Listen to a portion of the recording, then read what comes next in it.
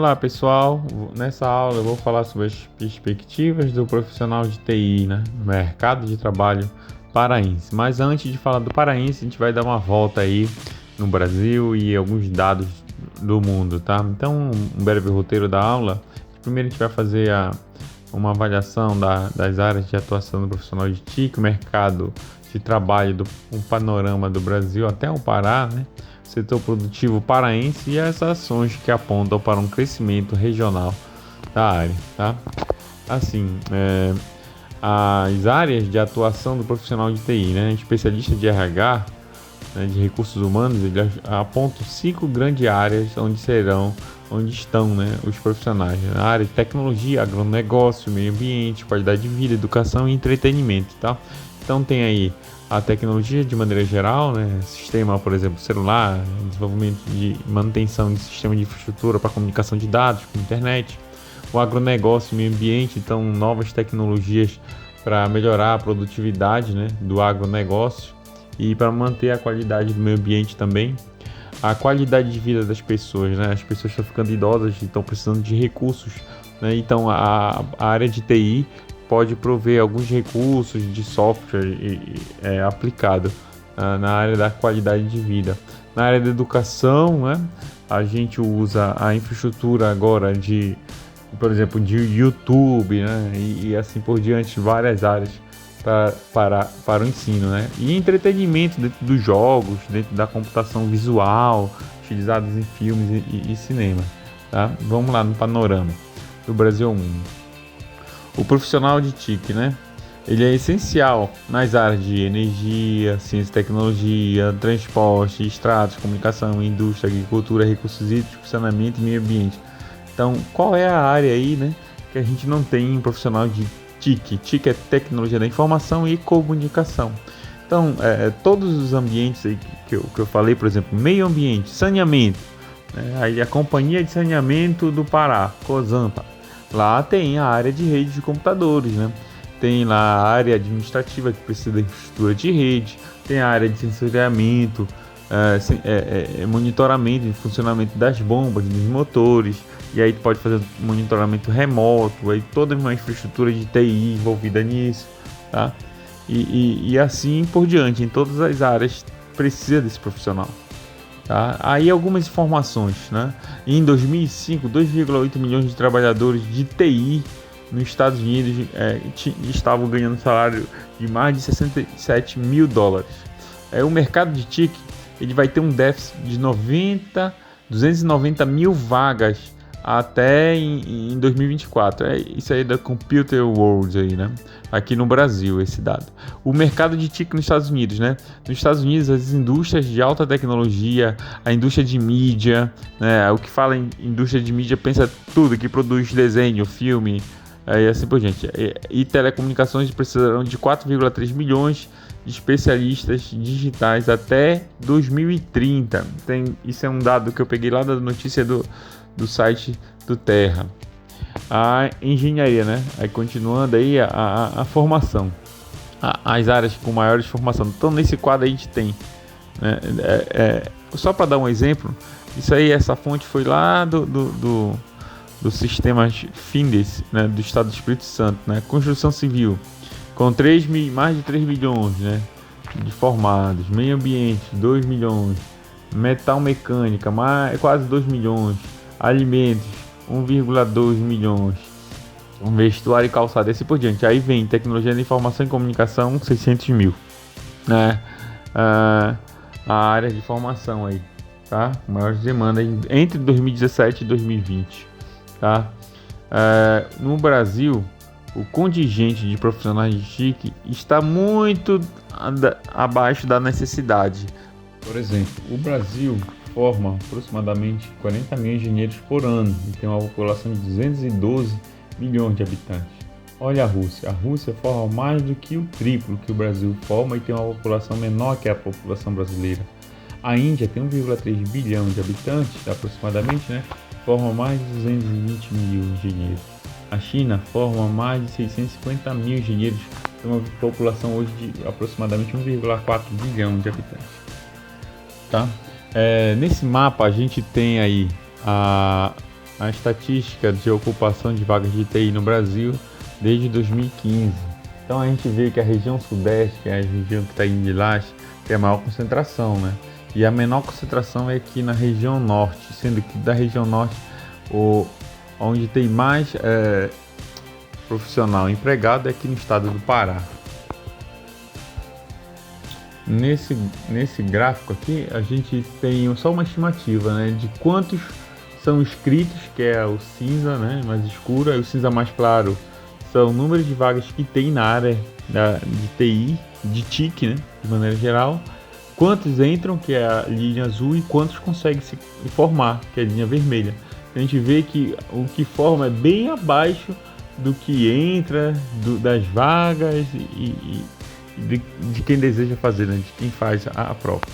Vamos agora falar um pouquinho do panorama no Pará, né? Aqui a gente tem o Conselho de Engenharia, né, o CREA Pará, ele tem lá mais ou menos 25 mil engenheiros registrados. As principais instituições que formam hoje tem o IFPA, o UFPA, o EPA, o UFRA e algumas outras instituições particulares. O nosso setor produtivo paraense é assim, né, ele é muito extrativista, né? Extrativista mineral, como está nessa foto, extrativista animal e vegetal, né? Tinha até uma música da década de 90, eu acho que era assim, porque ninguém nos leva a sério, só o nosso minério, né? Que era do Mosaico de Ravena, falava sobre isso. Bem, aqui eu estou apresentando alguns dados, né, do estado. O estado tem 1.248.000 km², 14,7% do território brasileiro, é o segundo estado em extensão, né? Perde lá pro Amazonas, 3,5 vezes maior que a Alemanha, tem 8% da água doce do mundo, tem uma população de aproximadamente 8 milhões de habitantes, é só aproximadamente 3,8% da população brasileira. É o estado mais populoso da Amazônia. A composição do PIB, né, do Pará, 24% é agronegócio, 35% está na indústria e comércio e serviço é a maior parte, 41%. Tá? Aí são os principais municípios, nesse mapa tem os principais municípios mineradores do estado. Aí a gente tem aqui a região de Barcarena, né, aqui em cima, Ipixuna, com caule, tem a parte de ouro, bauxita e tal.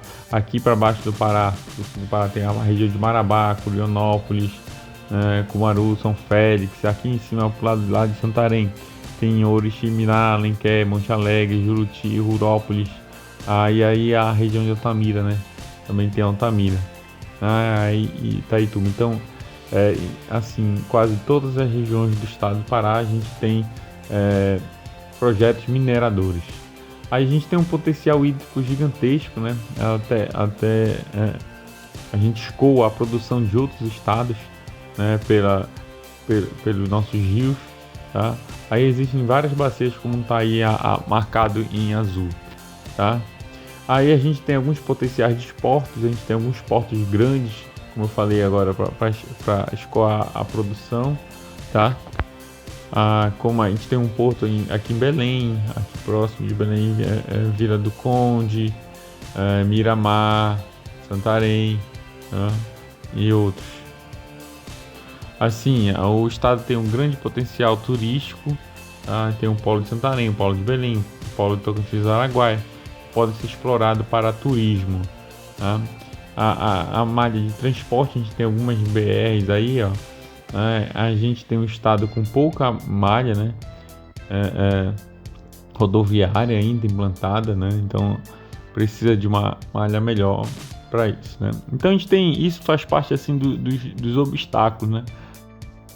E aí os principais obstáculos são: a gente tem uma característica muito forte só de extrativista, e aí isso reduz o valor agregado ao produto, né? A gente compra os produtos industrializados de fora e manda a matéria-prima para a fabricação desses produtos industrializados, né? Para fora do nosso estado e para outros países, inclusive.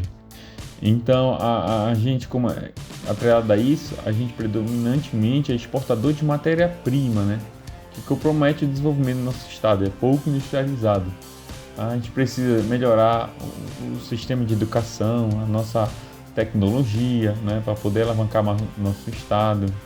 a gente tem insuficiente ou deficiente infraestrutura básica, né, nas cidades e até para fazer a logística, né, de tudo. Tá? Então, a gente é um estado que está muito afastado do centro do Brasil, né, o centro político, o centro de comércio, que é a região sul e sudeste, né?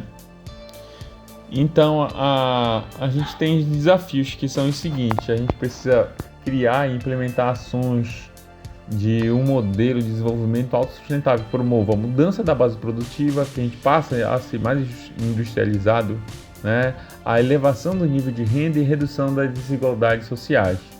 Tá? Então, mas atrelado a tudo isso, né, dessas perspectivas que eu falei que são as dificuldades, a gente tem alguma direção aí para o desenvolvimento regional. Então existe aí aí o programa PDF, que é o Programa de Desenvolvimento de Fornecedores, foi criado pela FIEP, né, que é a Federação das Indústrias do Estado do Pará. E esse programa tinha por objetivo capacitar os fornecedores, né, qualificar os trabalhadores regionais, promover os fornecedores locais e reduzir os custos para os clientes. Aí ia gerar emprego, né, e renda para a população. Por exemplo, uma empresa como a Hidro, como a concessionária Equatorial de energia elétrica, precisa de uniformes, aí vai contratar um fornecedor de uniformes. Então esse programa, aí chega lá com um fornecedor de uniformes, aí pede assim: olha, eu preciso de 3.000 uniformes. Aí o fornecedor local, esse programa foi feito para desenvolver esses fornecedores local, diz assim: não consigo te dar 3.000 uniformes em um mês, eu consigo em um ano. Então esse programa ajudava a investir em maquinaria, em mão de obra, né, nos fornecedores, para poder atender essas grandes empresas que estão na região. Esse programa ele existe, né, hoje, e tem vários mantenedores, com a Hidro, a Rede Selva, que eu falei, e muitos outros, a Imeris e assim por diante. Aí também surgiu a Fundação de Amparo e Pesquisa do Governo do Estado do Pará, que foi criada em 2007, tá? E aí hoje ainda existe. Aí o que é que ela faz, né? O objetivo dela é fomentar pesquisa e fortalecer o sistema regional, né, dentro da área de ciência, tecnologia e inovação. Tá? Aí tem programa de bolsas lá para incentivo de pesquisa, bolsa de iniciação científica, bolsa para pós-graduação, tá? Tem apoio ao desenvolvimento de projetos em eventos científicos, e apoio à publicação em periódicos internacionais, nacionais, assim por diante. Tá?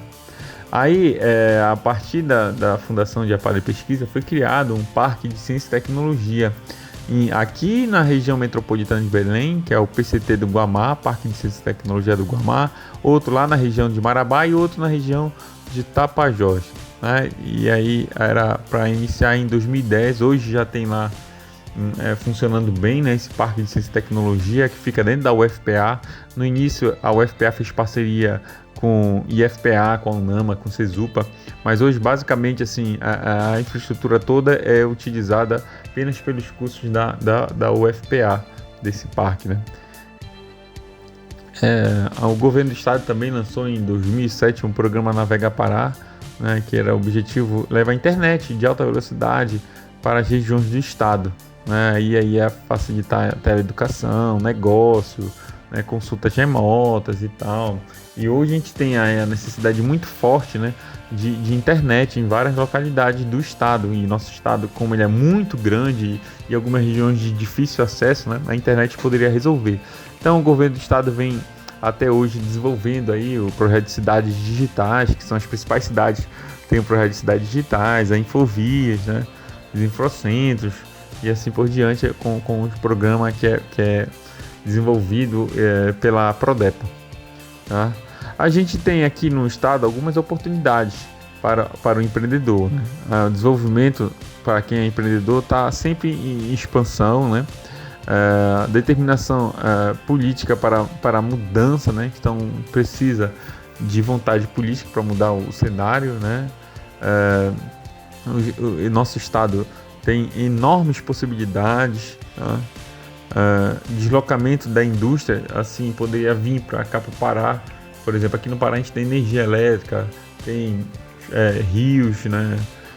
Tem recursos hídricos, recursos minerais, tudo instalado aqui. E só que as indústrias estão lá na região sudeste, na região sul, parte do nordeste, centro-oeste. E aí pouca indústria vem para cá. Então, se as indústrias pudessem vir para cá, já teria os recursos mais próximos dela, né? Então, a gente já tem algumas empresas novas se instalando na região, mas é muito lento esse processo, né? Então, precisa de vontade política para a gente conseguir alavancar mais a nossa indústria. Então, assim, as pequenas empresas hoje já têm um espaço maior na nossa região, né? As empresas de tecnologia já tem local para fazer incubadora de empresas, ou seja, empresas que estão crescendo vão ter todo o suporte, né? Como o PCT lá do Guamá, o Centro de Tecnologia do Guamá já tem por exemplo, lá tem incubadores de empresas pequenas conseguem sobreviver. Então lá é financiado pela Vale, né? E assim, então a gente tem uma perspectiva de crescimento aqui na nossa região, que é uma região que precisa, né? Muitos profissionais vêm de fora para trabalhar nas nossas indústrias, né? Nas mineradoras, porque a gente não tem gente qualificada o suficiente para atender a demanda que o Estado possui, tá ok? Então agradeço a atenção aí. Até a próxima.